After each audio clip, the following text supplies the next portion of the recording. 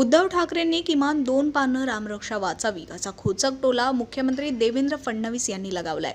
उद्धव ठाकरे हे आंदोलन करतात आणि त्यांना रामरक्षा वाचताही येत नाही असं म्हणत फडणवीसांनी निशाणा साधलाय। यावेळी फडणवीसांनी काँग्रेस नेते राहुल गांधी यांनाही लक्ष्य केलंय। पाहूया। राहुल गांधींना कदाचित या गोष्टीची कल्पना नसेल की प्रोएक्टिव्हली सरकारने कारवाई करून पेपर फोडणाऱ्यांना पकडलं आणि म्हणून ती परीक्षा पुढे नेली।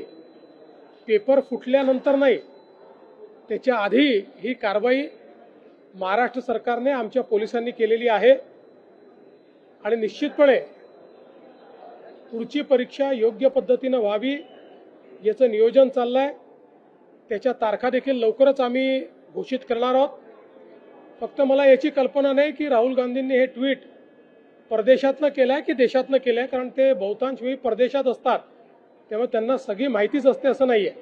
सर, त्यांनी 3 प्रश्न उपस्थित केले की एकतर या सगळ्या प्रकरणाचं उत्तरदायित्व तुम्ही स्वीकारावं, त्यासोबत मुख्यमंत्र्यांनी हे देखील जाहीर करावं की तुम्ही नवीन परीक्षा कधी घेताय, आणि शेवटचा प्रश्न ज्यांचं वर्ष वाया गेलंय त्यांना त्या वयाच्या अटीमधून सूट देण्यात यावी, असे 3 प्रश्न त्यांनी उपस्थित। मला असं वाटतं की या तिन्ही गोष्टींचं उत्तर यापूर्वीच दिलेलं आहे। आपण प्रोएक्टिव्हली कारवाई केली आहे। ज्यांना पकडलंय ते तर आंतरराज्यीय गुन्हेगार निघालेले आहेत, इतरही राज्यांमध्ये त्यांनी कारवाई केलेली आहे। त्यामुळे ही जी कारवाई आपण केली यामुळे अनेक राज्यातली पेपरफूट वाचवण्याचं काम आपल्या सरकारने केलं आहे। राहुल गांधींनी पहिल्यांदा स्वतःकडे, स्वतःच्या पक्षाकडे, स्वतःच्या सरकारकडे पाहावं आणि त्याच्यानंतर हे बोलावं। आजच्या कॅबिनेटमध्ये कर्जमाफीच्या संदर्भातले काही निकष आहेत ते बदलले गेले, त्याच्यामुळे लाभार्थी शेतकऱ्यांची संख्या वाढताना दिसून येते। मी विधानसभेत घोषणा केली होती, आजपर्यंत सगळ्या कर्जमाफी योजनांमध्ये लगतच्या कर्जमाफी योजनेतले जे पात्र उमेदवार असतात त्यांना अपात्र करण्यात आलं। यावेळी आम्ही त्यांनाही 50,000पर्यंत पात्र करण्याचा निर्णय घेतला होता, पहिल्यांदा खास बाब म्हणून। परंतु रणधीर सावरकर यांच्या नेतृत्वात सत्ता पक्षाचे आमदार मला भेटले आणि त्यांनी विनंती केली की त्यांनाही 2 लाखापर्यंत कर्जमाफी द्यावी, म्हणून पहिल्यांदा राज्याच्या इतिहासामध्ये कर्जमाफीमध्ये त्यांचाही समावेश करण्यात आलेला आहे। मुळामध्ये दुसरी जी अट होती की 26-27चेही पैसे भरले तर प्रोत्साहनपर पैसे मिळतील, ती 26-27ची अट जी आहे ती आपण काढून टाकलेली आहे। 25-26चे पैसे ज्यांनी भरले असतील त्यांना प्रोत्साहनपर अशा पद्धतीनं मदत मिळणार आहे। यामुळे काही शेतकरी जे अपात्र झाले असते ते सगळे पात्र झालेले आहेत आणि मला असं वाटतं आता देशातली आणि राज्यातली सगळ्यात मोठी कर्जमाफी 56 लाख शेतकऱ्यांकरता ही कर्जमाफी आपण त्या ठिकाणी जाहीर केली। एसटी महामंडळाची आज बाबतीत एक पीपी डेव्हलपमेंट करण्याचा निर्णय घेतलेला कॅबिनेटनी, तर त्याच्यावरून आता ज्या एसटी संघटना आहे त्याच्या कामगारांच्या आणि बाकीच्या विरोधकांचा असा दावा आहे की गव्हर्नमेंटच्या जागा लँड विकण्याचा हा प्रकार डाव आहे। पहिल्यांदा तर ज्या संघटनांनी सांगितलं त्या संघटनांना मला हे विचारायचं आहे की एसटी तोट्यात आहे, त्याच्याकरता तुम्ही काही करताय का? काही उपाययोजना केल्या आहेत का? केवळ प्रत्येक गोष्टीवर टीका करायची आणि एसटी मात्र तोट्यात ठेवायची, हे बंद केलं पाहिजे। एकही जागा विकली जाणार नाही।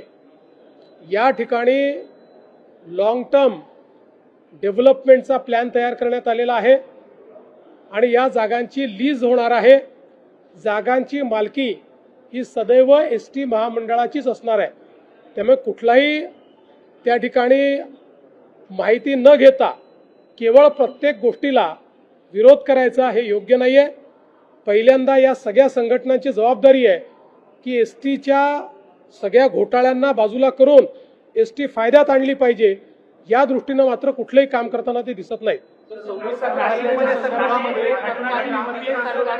सचिव आरबीएस यांनी एक धक्कादायक खुलासा केलेला आहे। ते असं म्हणतात की हा सगळा जो प्रकार 2008 साली झालेला मुंबईतला दहशतवादी हल्ला होता हा ISI आणि काँग्रेसचा प्लॅन होता। श्री मणी यांनी जे दावे केलेले आहेत हे प्रचंड धक्कादायक आहे। एक प्रकारे माझ्यासहित सगळ्यांना यातनं केवळ धक्काच बसलेला नाही तर अनेक प्रश्न उपस्थित झाले आहेत. काही गोष्टी त्या काळामध्ये मीही विधानसभेत उपस्थित केल्या होत्या आणि आपल्याला कल्पना असेल तर विधानसभेच्या पटलावर या संदर्भात इंटेलिजन्स काय होता हे देखील त्या काळात मी मांडलेलं आहे. त्यामुळे आता तर अशा प्रकारचं वक्तव्य येणं हे मला असं वाटतं अतिशय धक्कादायक आहे. माझी अपेक्षा आहे की या संदर्भात योग्य चौकशी झाली पाहिजे. नाशिकमध्ये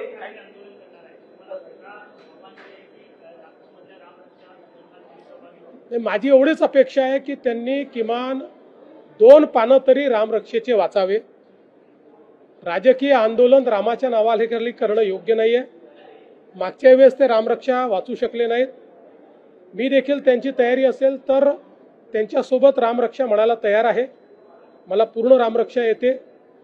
समजा नसती आली तरी किमान वाचता तर यायला पाहिजे. तुम्ही रामरक्षा आंदोलन करता आणि रामरक्षाच वाचता येत नाही, हे कुठलं आंदोलन आहे तुमचं?